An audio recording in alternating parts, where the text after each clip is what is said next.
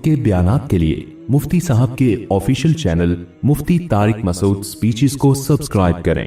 قرآن مجید کی یہ جو آیت ہے اس میں اللہ تعالیٰ نے ان لوگوں کے بارے میں بیان کیا کہ جو اسلام کو فالو کرتے ہیں، اسلام کے پیچھے چلتے ہیں، مگر صرف اور صرف اپنے فائدے کے لیے، جہاں نقصان کا ہو وہ والا اسلام ان کو سمجھ میں نہیں آتا۔ جیسے ایک اور یہ آیت کی تو میں تشریح بعد میں کروں گا، ایک اور آیت پہلے میں سناتا ہوں تاکہ اس میں یہ مضمون سے یہ اگلا مضمون سمجھ میں آئے گا۔ وَمِنَ النَّاسِ مَن يَعْبُدُ اللَّهَ عَلَى حَرْفٍ، لوگوں میں بعض ایسے ہیں جو اللہ کی عبادت کرتے ہیں کنارے پہ، اسلام کا جو دائرہ ہے نا اس میں پورے نہیں آتے، سائیڈوں پہ کھڑے ہوئے ہیں، نظارہ دیکھ رہے ہیں۔ فَإِنْ أَصَابَتْهُ فِتْنَةٌ انقلب عَلَى وَجْهِهِ، اگر اسلام پہ چلنے میں آزمائشیں آنا شروع ہو گئیں، الٹے منہ واپس، فائدہ نظر آ رہا ہے تو ٹھیک ہے، ادھر کو سرک جانا۔ اب دیکھیں نا جو بیچ کے مسلمان ہیں نا ادھر کے نہ ادھر کے، جن کو میں اکثر لبرل لوگوں سے تعبیر کرتا ہوں، وہ تھوڑا سا ٹچ مسلمانوں والا بھی رکھتے ہیں، ختنے کروا لی انہوں نے، وہ تو ابا نے کر دی لیکن راضی تو ہے نا کہ بھئی صحیح ہو گیا، جو بھی ہوا ہم سے پوچھ کے نہیں ہوا لیکن اچھا کام ہوا، خوش ہیں اس پہ۔ عقیقہ بھی ہو گیا ہوگا بچپن میں، چاہتے بھی ہیں کہ مسلمانوں کے قبرستان میں دفن ہو۔ دیکھیں جب میں لبرل لوگوں کی بات کرتا ہوں تو ہر شخص کو چاہیے کہ میرے بارے میں بات ہو رہی ہے وہ یہ سوچے، ہمارا دماغ سیاستدانوں کی طرف چلا جاتا ہے، بیوروکریٹس کی طرف چلا جاتا ہے، فنکاروں کی طرف چلا جاتا ہے۔ میں جب بات کرتا ہوں تو میں سب سے پہلے اپنے آپ کو مخاطب کر رہا ہوں کہ سب سے پہلے اس میں داخل ہوں، میں بھی پورا اسلام میں نہیں ہوں، میں یہ سمجھوں گا۔ یہ بڑی مصیبت ہے کہ جیسے ہی بیان میں دماغ کسی اور کی طرف چلا گیا نا کہ فلاں کے بارے میں بات ہو رہی ہے، بس اب فائدہ ختم، اب سوچ میں نیگیٹیوٹی پیدا ہو جائے گی، کیڑے نکالنے والی۔ وہ دیکھو مولوی صاحب حسن بیان کر رہے تھے نا، یہ وہی آدمی ہے۔ حتیٰ کہ غیر مسلم کے بارے میں بھی اگر قرآن میں بات ہو تو انسان سمجھے کہ بات میرے بارے میں ہو رہی ہے، کہ اللہ فرماتے ہیں کہ لوگوں میں بہت سے لوگ ایسے ہیں جو اللہ کی عبادت کرتے ہیں کنارے پہ کھلو کے، کھڑے ہو کے، پنجاب میں کہتے ہیں نا کھلو کے، کنارے پہ فائدہ ہو رہا ہے، جہاں ادھر فائدہ ہو رہا، تو وہ ختنے سے بات شروع ہوئی تھی کہ وہ ختنے بھی کروا لیتے ہیں بچپن میں، اگرچہ اپنی مرضی سے نہیں، بعد میں راضی ہوتے ہیں۔ پھر اس کے بعد مسلمانوں کے قبرستان میں دفن، شادی بھی مسلمانوں میں کرتے ہیں، اور بہت ساری نکاح بھی پنڈت سے نہیں پڑھواتے، مولوی صاحب سے پڑھوا لیتے ہیں، لیکن بہت ساری چیزیں ایسی ہیں جن میں وہ اسلام کو فالو نہیں کرتے، جب ان سے کہا جائے تو نہیں مانتے۔ تو یہ جو آیت میں نے پڑھی ہے فلا وربک لا یؤمنون، اللہ فرماتے ہیں یہ مومن نہیں ہو سکتے، قسم اٹھائی اللہ نے، حتی یحکموک فیما شجر بینہم، یہاں تک کہ یہ آپ کو حکم بنا لیں ان اختلافات میں جو ان کے درمیان پیدا ہوتے ہیں۔ کسی بھی قسم کا جھگڑا ہو، حکم کس کو بنانا ہے، جج کس کو بنانا ہے؟ محمد صلی اللہ علیہ وسلم۔ یہاں نبی کی شخصیت مراد نہیں ہے، یاد رکھو، یہاں مراد ہے اسلام، جس کی تعبیر نبی سے کی گئی ہے۔ اس کی دلیل کیا ہے؟ صحیح حدیث میں آتا ہے، آپ صلی اللہ علیہ وسلم نے فرمایا، میں اگر کسی کے حق میں فیصلہ کر دوں، گواہوں، حدیث کا مفہوم بیان کر رہا ہوں تاکہ آسانی سے سمجھ میں آئے آپ کو، حدیث الفاظ نقل نہیں کر رہا، کہ میں اگر کسی کے حق میں فیصلہ کر دوں، یعنی اس کی زمین اٹھا کے اس کو دے دی گواہوں کی موجودگی میں، اور وہ گواہ بالفرض جھوٹے تھے، تو میرے فیصلے سے یہ مال اس کے لیے حلال، بولو بھائی، نہیں ہو جاتا۔ بھائی بعض دفعہ ایسے ہوا، ایک صحابی نے یا کسی شخص نے دعویٰ کیا کہ فلاں نے میرے پلاٹ پہ قبضہ کیا ہوا ہے، وہ میرا پلاٹ ہے، آپ نے مدعی سے دلیل پوچھی، وہ گواہ لے آیا، اس نے کہا دیکھو یہ فلاں کا پلاٹ ہے، یہ یا رسول اللہ یہ اس آدمی کا پلاٹ ہے، آپ نے ان گواہوں کی بیس پہ فیصلہ کر کے وہ پلاٹ اس کے حوالے کر دیا، یا کوئی مال تھا اس کے حوالے کر دیا، اور حقیقت میں وہ گواہ جھوٹے تھے، لیکن نبی عالم الغیب تو نہیں ہے نا، عالم الغیب تھوڑی ہوں، تو اللہ جب وحی کے ذریعے کچھ بتا دے تو ٹھیک ہے، نہیں تو نبی صلی اللہ علیہ وسلم بھی ایز اے جج، ایز اے قاضی فیصلہ کیا کرتے تھے۔ تو آپ نے اس قسم کے فیصلوں کے بارے میں فرمایا کہ اگر مدعی کو پتا ہے کہ یہ پلاٹ میرا نہیں ہے، یہ مال میرا نہیں ہے، تو میرے فیصلے کی وجہ سے وہ مال اس کے لیے حلال نہیں ہو جائے گا، بلکہ وہ آگ کا ٹکڑا اپنے لیے خرید رہا ہے۔ یہاں حکم دیا جا رہا ہے کہ نبی فرما رہے ہیں کہ میرے فیصلے کو فالو نہیں کرنا ہے، بات آ رہی ہے سمجھ میں؟ اور ادھر قرآن کہہ رہے کہ یہ اس وقت تک مومن نہیں ہو سکتے جب تک آپس کے اختلاف میں آپ کے فیصلے کو فالو نہ کریں۔ تو دو متضاد چیزیں ہو گئی نا، میرا خیال ہے سائیڈوں سے گزر بھائی، ادھر نبی کہہ رہے ہیں کہ میرے فیصلے کو فالو کرنے سے کسی کی کوئی چیز کسی کے لیے حلال نہیں ہو جاتی، یعنی گویا بتا رہے ہیں کہ حقیقت کو فالو کرنا ہے، میرے فیصلے کو نہیں دیکھنا، میں تو ظاہر کو دیکھ کے فیصلہ کر رہا ہوں، اس میں گواہ جھوٹے بھی ہو سکتے ہیں, جھوٹی قسم بھی کوئی اٹھا سکتا ہے. اور ادھر قرآن کہہ رہا ہے کہ جب بھی آپس میں اختلاف ہو نبی سے فیصلہ کروانا ہے, اور پھر نبی جو فیصلہ کر لیں اس میں دل میں ذرا سی بھی تنگی محسوس نہیں ہونی چاہیے. وَيُسَلِّمُوا تَسْلِيمًا, مکمل اپنے آپ کو اس فیصلے کے حوالے کر دینا ہے.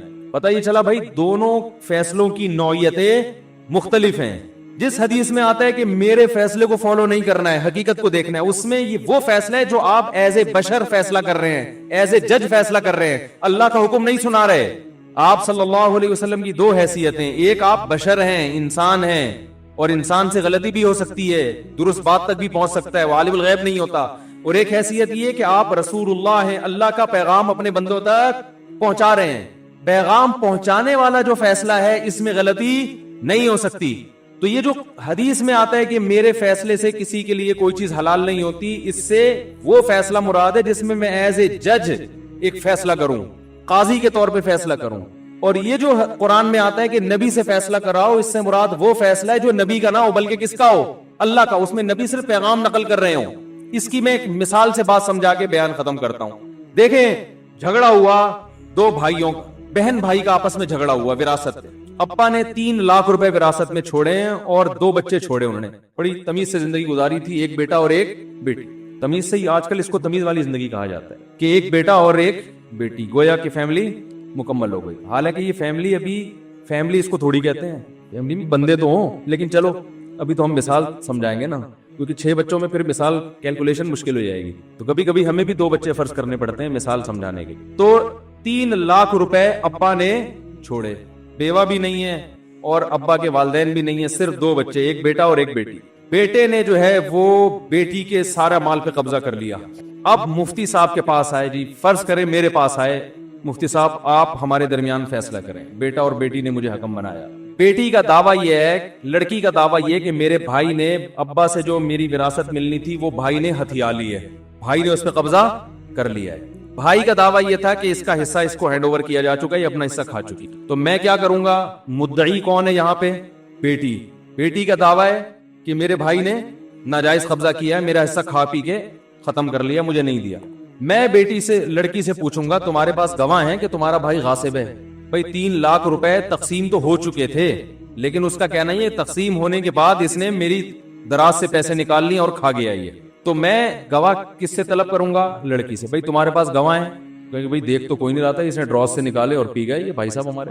میں بھائی سے پوچھوں گا بھائی اس کے پاس گواہ تو نہیں ہے, تو تم قسم اٹھاؤ کہ میں نے نہیں کھائے. وہ جھوٹی قسم اٹھا لیتا ہے کہ میں نے نہیں کھائے. تو میں کس کے حق میں فیصلہ کروں گا, بھائی کے حق میں. بھائی یار قسم اٹھا رہے ہو, تمہارے پاس گواہ بھی نہیں ہے, تو ایسے ہی تو کوئی بھی کسی پہ دعویٰ کر لے. تو میں کیا فیصلہ کروں گا, اس بہن سے کہوں گا کہ بھائی آپ کو آپ کا حصہ مل چکا ہے, آپ کے پاس چونکہ گواہ نہیں ہے تو فیصلہ کس کے حق میں ہوگا, بھائی کے. پتلی گلی سے نکلو. یہ وہ فیصلہ ہے جو شریعت نے نہیں بتایا کہ اس میں بھائی درست ہے بہن غلط ہے, یہ میری اپنی ذاتی ججمنٹ ہے. سمجھ رہے ہیں, اس فیصلے کی وجہ سے بھائی کے لیے بہن کا پیسہ حلال نہیں ہو جائے گا. اب بھائی یہ نہیں کہہ سکتا کہ مفتی صاحب نے خود کہا ہے, میرے حق میں فیصلہ کیا ہے, لہذا میں یہ پیسہ کھا سکتا ہوں. بھائی مفتی صاحب نے تو گواہ نہیں تھے, یا تم نے تمہاری قسم پہ اعتماد کیا, اس کے علاوہ تو ہمارے پاس کوئی طریقہ ہی نہیں ہے نا. تو یہ جیسے میرے ساتھ ہو سکتا تھا, نبی کے دور میں بھی ایسا ہوا ہے. یا ایسا ہے کہ بھائی نے پیسے نہیں کھائے لیکن بہن نے جھوٹے گواہ پیش کر دیے, تو پھر کس کے حق میں فیصلہ ہوگا, بہن کے. ہم نے ان کی جرح بھی کر لی, سب کچھ, ہمیں اطمینان ہو گیا یہ گواہ جھوٹے نہیں ہیں, اطمینان ہو گیا, ہم نے فیصلہ, حالانکہ وہ گواہ کیا تھے, جھوٹے. اب بہن 1 لاکھ روپے بھائی سے لے کے کھا رہی ہے اور کہہ رہی ہے کہ مفتی صاحب نے خود ہمارے حق میں فتوے دکھا رہی ہے. بھائی اس فتوے کی بیس پر آپ کے لیے وہ پیسے حلال نہیں ہو گئے. تو یہ جو میرا فیصلہ ہے یہ شریعت کا نہیں ہے. شریعت تو خاموش ہے کہ ان میں یہ حق پر ہے یا وہ حق پر ہے, یہ تو میری اپنی ججمنٹ ہے. شریعت نے تو مجھے فیصلہ کرنے کا طریقہ بتا دیا کہ البینۃ علی المدعی والیمین علی من انکر. جو دعویٰ کرے اس سے دلیل مانگو, گواہ مانگو, اور جو دعوے کا انکار کرے اس سے قسم اٹھواؤ. یہ اصول شریعت نے بیان کیا, لیکن شریعت نے یہ نہیں بتایا کہ یہاں اس کیس میں کون صحیح ہے کون غلط ہے. تو یہ والا فیصلہ جب نبی کرتے تھے, اس کے بارے میں نبی نے فرمایا کہ میرے اس قسم کے فیصلوں کی وجہ سے کسی کے لیے کسی کا مال حلال نہیں ہو جاتا. دوسری قسم وہ ہے کہ وہی ابا انتقال ہو گیا, 3 لاکھ روپے چھوڑے, ایک بیٹا ایک بیٹی, 3 لاکھ روپے. بیٹی کہہ رہی ہے کہ آدھا مجھے ملے گا آدھا میرے بھائی کو, چونکہ ہم ابا کے دونوں برابر کے بچے ہیں. رشتہ ہمارا ایک جیسا ہے. اقوام متحدہ کے لا میں بیٹا اور بیٹی میں کوئی فرق نہیں ہے. سمجھ میں آ رہی ہے بات؟ اور میں نے ابا کی خدمت زیادہ کی اور میں غریب بھی ہوں, بہت سارے دلائل ہیں اس کے پاس, اور میرا بھائی تو ویسے ہی کروڑ پتی ہے, ساری زندگی میرے بھائی نے مجھ پہ ظلم کیا. اب دونوں آ گئے کہ جی مفتی صاحب سے فیصلہ کرواتے ہیں. میرے پاس آئے, جی بیٹھے دونوں, ہاں جی مفتی صاحب یہ میری سسٹر ہے, میں ان کا بھائی ہوں, میرا دعویٰ یہ کہ 2 لاکھ میرے 1 لاکھ آپ کا, بیٹے کا ڈبل ہوتا ہے, بیٹی کا آدھا.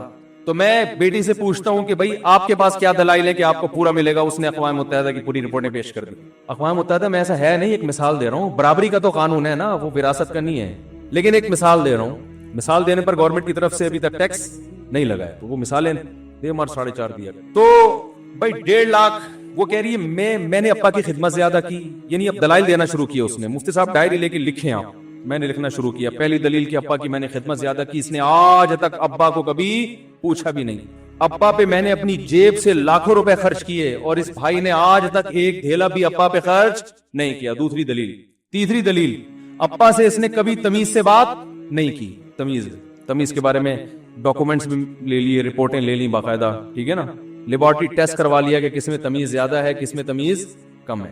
چوتھی کہ میں غریب ہوں اور یہ مالدار ہے, اسے ضرورت بالکل بھی نہیں ہے, مجھے بہت زیادہ ضرورت ہے. بھائی چوتھی دلیل.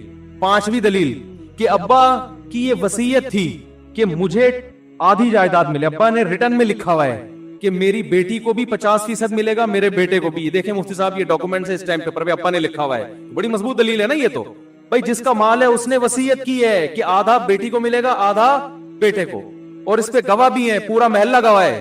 اتنے سارے دلائل کے بعد مفتی طارق مسعود صاحب نے جو فیصلہ کیا وہ یہ فیصلہ کیا کہ بھائی 2 لاکھ بیٹے کو ملیں گے, 1 لاکھ بیٹی کو ملے. بھائی کیوں بھائی اتنے سارے دلائل؟ وجہ اس کی یہ کہ شریعت ان دلائل کو نہیں مانتی. ابا نے وصیت کی ہو, جس نے خدمت زیادہ کی ہو, جو نالائق ہو, جو مرضی ہو, ایسی کی تیسی. اسلام کہتا ہے جب باپ کا انتقال ہوا تو بیٹے کو دگنا, بیٹی کو آدھا, ختم. اب اگر بیٹی اس فیصلے پر اعتراض کرے گی تو اسلام سے خارج, کیونکہ وہ میرے فیصلے پر نہیں, میری ججمنٹ پر نہیں, وہ کس کے فیصلے پر؟ اسلام کے فیصلے پر اعتراض کر رہی ہے. بات آ رہی ہے سمجھ میں کہ نہیں آ رہی ہے؟ تو اللہ فرماتے ہیں کہ یہ جو قرآن میں آتا ہے کہ یہ اس وقت تک مومن نہیں ہو سکتے جب تک اپنے معاملات میں محمد صلی اللہ علیہ وسلم کو حکم نہ بنائیں. تو اس سے مراد نبی کی ذات نہیں ہے بلکہ اسلام.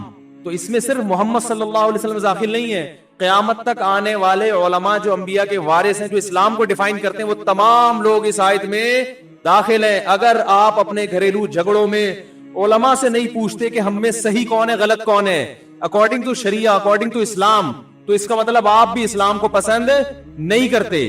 بات سمجھ میں آ گئی ہوگی انشاءاللہ. تو آپ کو اپنے تمام معاملات میں, چاہے وہ میاں بیوی کے جھگڑوں میں کیا ہے کہ حقوق کا تو پتہ چلے کہ کس کا حق کس کا ہے.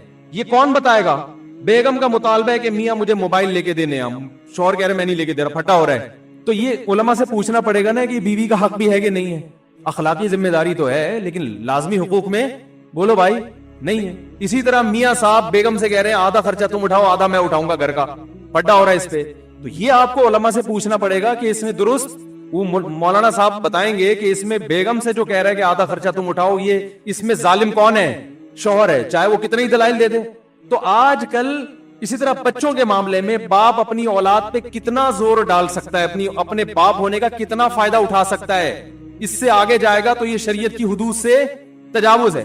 ابا کا بھی کوئی لمٹ ہی نہیں ہے, وہ ابا پن میں اتنا زیادہ کوٹ کے بھرا ہوا ہے کہ وہ ہر چیز میں اپنے ابا ہونے کا حوالہ دے کے بچے کو بالکل ہی اس کی اپنی کوئی لائف چھوڑی نہیں ہے. شریف بچوں کی بات کر رہا ہوں جو یہاں بیٹھے ہوئے ہیں. ابا ہر چیز میں وہ بغاوتیں ہوتی ہیں پھر گھر میں. پھر جب بچوں کو ابا کو بتایا جائے بھائی بچے پہ اتنی زبردستی نہیں کر سکتے, بچہ جب آگے سے کچھ تھوڑا اعتراض کرتا ہے تو میں باپ ہوں, اسلام میں باپ کے حقوق نہیں پتا تمہیں؟ بھائی حقوق ہیں مگر یہ والے ہیں یا نہیں ہے یہ پوچھو تو صحیح کسی سے. نہیں یاری میرا خیال ہے بس حقوق ہیں, اف نہیں کر سکتا, یہ نہیں کر سکتا, لیکن یہ والا جو آپ اس پہ تھوپ رہے ہو, میں مثالیں نہیں دوں گا, بھی وقت ختم ہو گیا ہے, یہ والا ہے کہ نہیں ہے یہ تو پوچھو, یہ نہیں پوچھ رہے.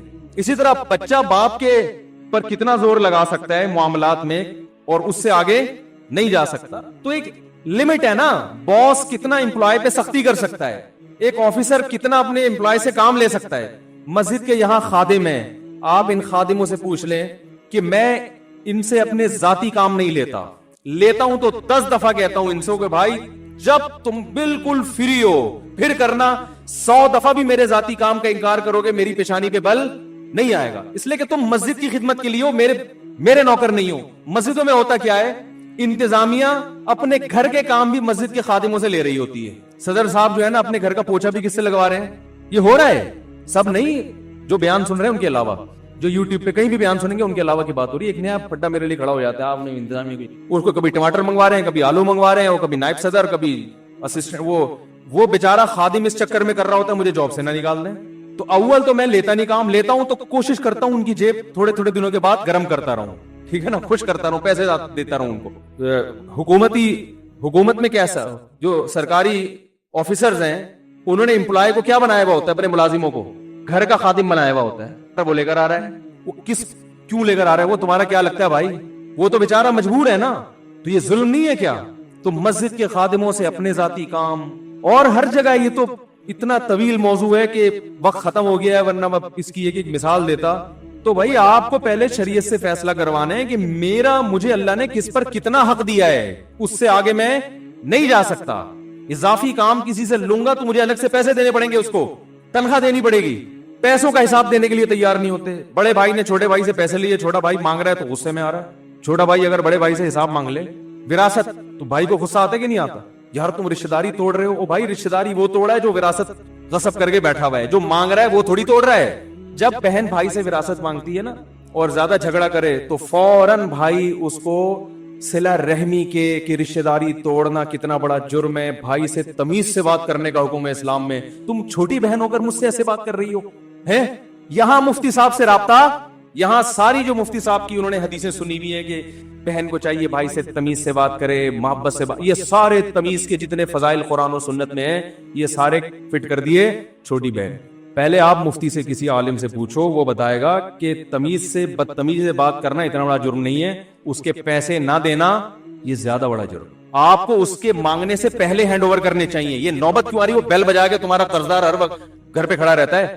ایک صاحب مجھے کہنے لگے مالک مکان مجھ سے تمیز سے بات ہی نہیں کرتا، ہر 5 تاریخ کو آ جائے گا، گھنٹی پہ ہاتھ رکھ کے کھڑا ہو جائے گا کرایہ لینے کے لیے، ایک دن لیٹ ہو جاؤ وہ کر دے۔ میں نے کہا بھائی غلطی آپ کی، آپ ایک دن لیٹ کیوں کر رہے ہو؟ اب آپ کا ایگریمنٹ ہوا ہے کہ 5 تاریخ تک میں نے رینٹ دینا ہے تو دے دو، پہلی تاریخ کو دے دو، تنخواہ تو آپ کو پہلی کو ملتی ہے، وہ تو 5 تک مہلت دی ہے نا اس نے۔ تو ہر آدمی اسلام کو کیش کرا رہا ہے اپنے لیے، صحیح ہے نا؟ وَيْلٌ لِّلْمُطَفِّفِينَ، ناپ تول میں کمی کرنے والوں کے لیے تباہی۔ اللہ فرماتے ہیں جب حق لینے کی باری آتی ہے زندہ باد، جب دینے کی باری آتی ہے ڈنڈی مارتے ہیں، جب لینے کی باری آتی ہے تو ناحق مال کھانے کے جو وعیدیں ہیں اسلام میں وہ سناتے ہیں۔